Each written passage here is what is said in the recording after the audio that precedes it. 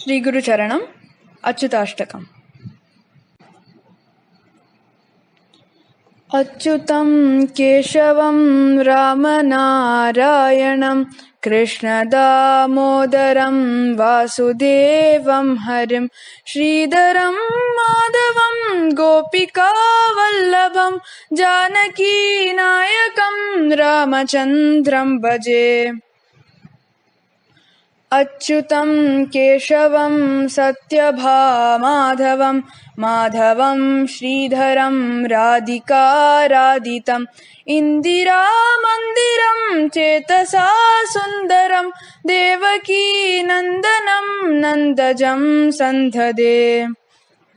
विष्णवे जिष्णवे शङ्किने चक्रिणे रुक्मिणी रागिने जानकी जानये वल्लवी वल्लभायार्चितायात्मने कंसवेद्वंशिने वंशिने ते नमः। कृष्ण गोविन्द हे राम नारायण श्रीपते वासुदेवार्जिता श्रीनिधे अच्युतानन्द हे माधवादोक्षज द्वारका नायका द्रौपदी रक्षका। राक्षसक्षोभितः सीतया शोभितो दण्डकारण्यभूपुण्यताकारणः लक्ष्मणैलान्वितो वानरैः सेवितो गस्त्यसम्पूजितो राघवः पातु माम्।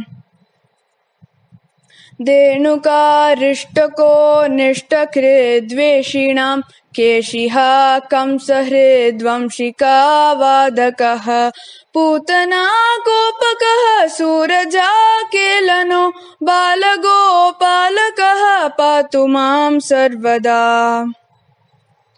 विद्युतुद्योतवत् प्रस्फुराद्वाससं प्रावृडम्भोदवत् प्रोलसद्विग्रहं वन्यया मालया शोभितोरस्थलं लोहिताङ्घ्रिद्वयं वारिजाक्षं भजे।